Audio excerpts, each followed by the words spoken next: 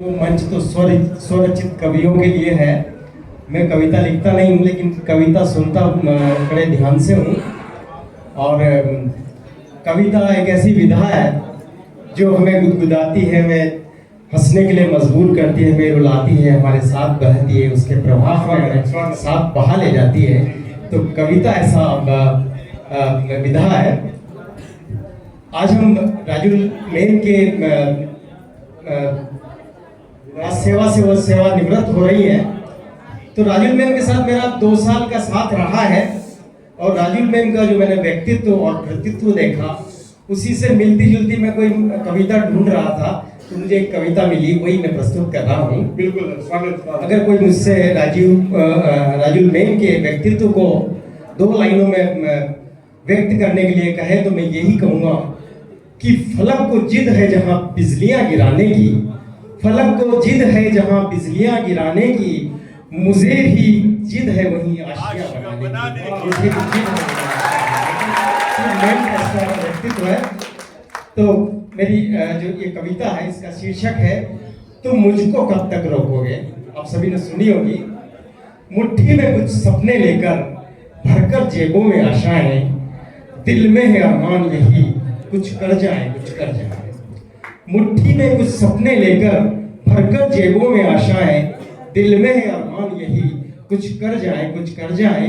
सूरज सा तेज नहीं मुझमें, सूरज सा तेज नहीं मुझमें, दीपक सा जलता देखोगे, अपनी हद रोशन करने से तुम मुझको कब तक रोकोगे, तुम मुझको कब तक रोकोगे। मैं उस माटी का वृक्ष नहीं जिसको नदियों ने सींचा है, मैं उस माटी का वृक्ष नहीं जिसको नदियों से सींचा है। बंजर माटी में पलकर मैंने मृत्यु से जीवन खींचा है। मैं पत्थर पर लिखी इबारत हूँ, मैं पत्थर पर लिखी इबारत हूँ, शीशे से कब तक तोड़ोगे। मैं पत्थर पर लिखी इबारत हूँ, शीशे से कब तक तोड़ोगे। मिटने वाला मैं नाम नहीं, तुम मुझको कब तक रोकोगे, तुम मुझको कब तक रोकोगे।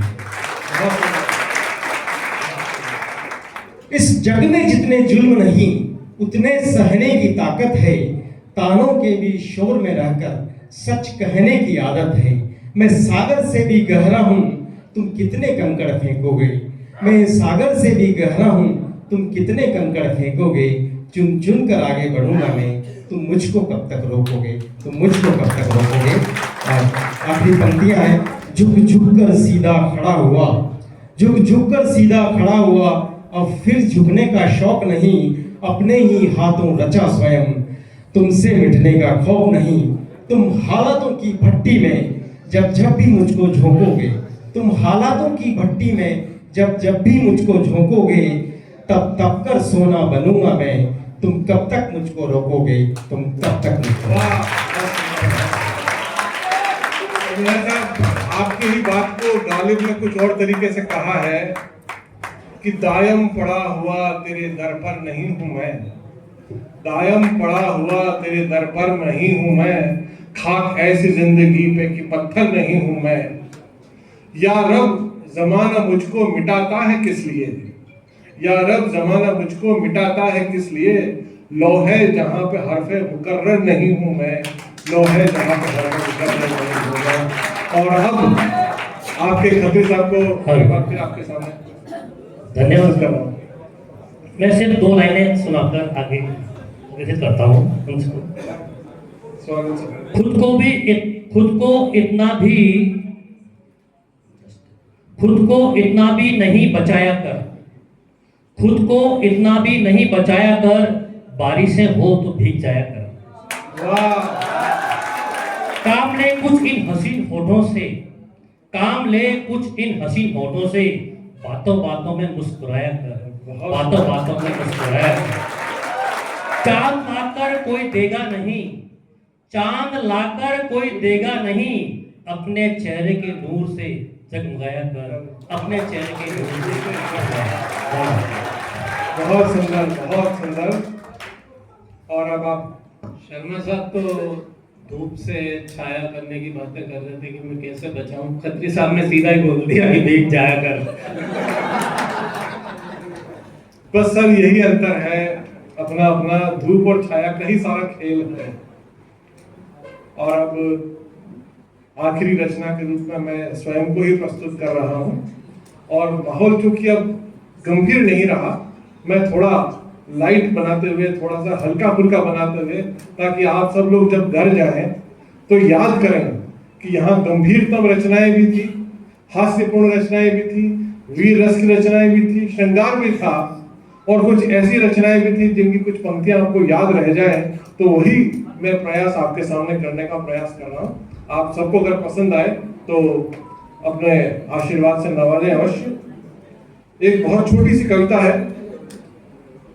और ये कविता बच्चों उस जमाने की है जब नाक के नीचे हल्के हल्के रोए उभरने लगे थे, हल्की हल्की कालिमा बनने लगी थी, और मैं जब कक्षा 11 का विद्यार्थी था तब। और चूंकि मौसम वसंत का है, इसलिए वसंत की रचना आपके सामने प्रस्तुत कर रहा हूं कि गुरुवार के अलावा शामें बिल्कुल उदास होती थी।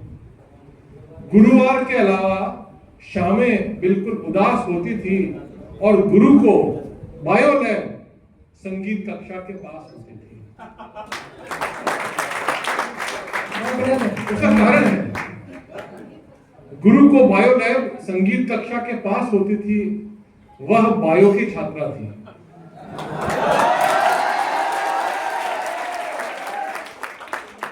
वह बायो की छात्रा थी और मैं गणित का मारा था। वह बायो की छात्रा थी और मैं गणित का मारा था। बस वैकल्पिक विषय संगीत ही अपना सहारा था। तो बायोलैब में रोल नंबर 22 उसकी पहचान थी। बायोलैब में रोल नंबर 22 उसकी पहचान थी, जो मेरी सरगम थी, आलाप थी, तोड़ा थी और तान थी। जो लोग संगीत समझते हैं, ये उनके लिए है कि बायोलैब में रोल नंबर 22 उसकी पहचान थी, जो मेरी सरगम थी, आलाप थी, तोड़ा थी और तान थी। उसे देखकर मन में फूटते थे प्यार के लड्डू। उसे देखकर मन में फूटते थे प्यार के लड्डू। उसे देखकर बेहोश हो जाते थे मैं और डड्डू। हमारे यहाँ उत्तर प्रदेश में मेंढक को डड्डू कहते हैं, इसलिए। तो उसे देखकर मन में फूटते थे प्यार के लड्डू, उसे देखकर बेहोश हो जाते थे मैं और डड्डू। और संगीतमय होती थी उसकी कैंची छुरी की चाल। संगीतमय होती थी उसकी कैंची छुरी की चाल। मैं खिड़की से देखता और भूल जाता ताल।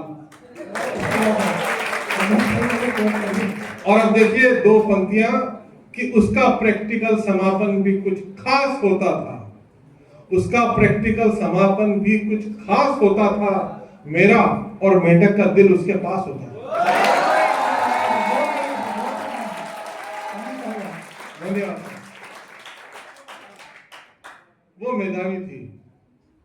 वह मेधावी थी पहली ही बार में पीएमटी की पास। हमारे जमाने में प्री मेडिकल टेस्ट हुआ करता था। तो वह मेधावी थी पहली ही बार में पीएमटी की पास। मैं न गणित में न संगीत में कर पाया कुछ खास। बस नौकरी की और लगे नून तेल इंतजाम में। जाने कितने बरस गुजर गए सुबह और शाम में। लेकिन दोस्तों ट्विस्ट बाकी है कि विधाता ने कुंडली में कुछ यूं रचा अंधेर। विधाता ने कुंडली में कुछ यूं रचा अंधेर, और नौकरी के चलते हम भी पहुंच गए अजमेर। आपको पता होगा, संसारी साहब को भी पता है इस बात का। मैं अजमेर में 2 साल रह के आया हूं। तो विधाता ने कुंडली में कुछ यूं रचा अंधेर, नौकरी के चलते हम भी पहुंच गए अजमेर। और यहीं उसने की थी बहुत प्रतिष्ठा अर्जन।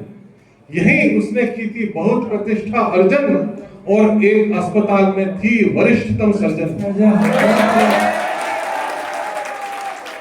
अब देखिए ऊपर वाले की माया कि ईश्वर ने मिलाने का निकाला मौका थोड़ा। ईश्वर ने मिलाने का निकाला मौका थोड़ा, और हमारी पीठ पर उगा दिया छोटा सा फोड़ा। हम आ पहुंचे अस्पताल। हम आ पहुंचे अस्पताल श्रीमती जी के संग। उसे देख बजने लगा फिर दिल में जल तरंग। और श्रीमती जी ने थमा दिया ओपीडी का पर्चा मेरा। श्रीमती जी ने थमा दिया ओपीडी के अंदर आउट पेशेंट जो डिपार्टमेंट है वहां पर दवाइयां वगैरह सब लिख के देते हैं, तो श्रीमती जी को मिला और उन्होंने हमें दे दिया।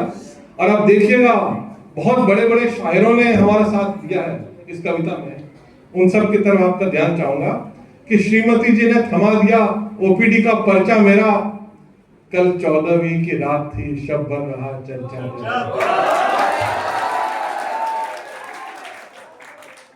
वो देख रही थी एक मरीज की टूटी हुई टांग, वो देख रही थी एक मरीज की टूटी हुई टांग, मुझसे पहले सी मोहब्बत मेरे महबूब न मांग।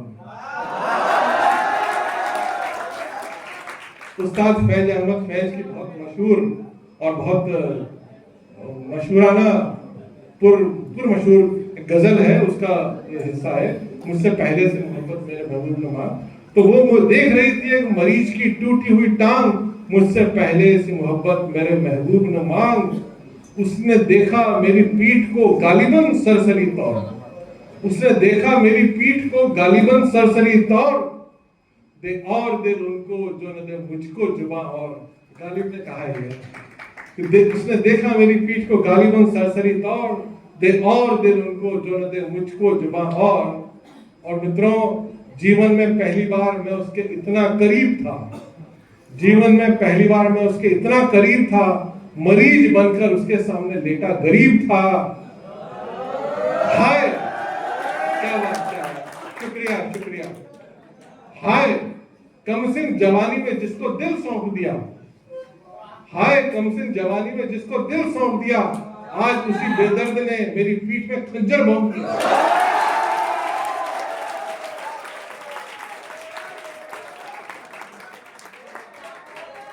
हाय कमसिन जवानी में जिसको दिल सौंप दिया, आज उसी बेदर्द ने मेरी पीठ में खंजर घोंप दिया।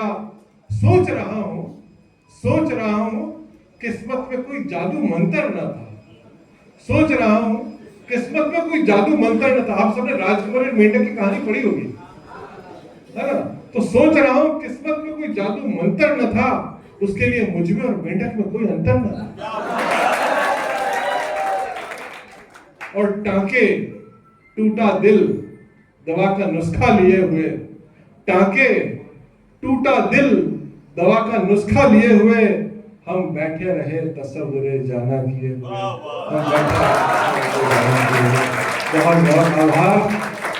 और साहिब लुधियानवी के एक शेर से मैं आपकी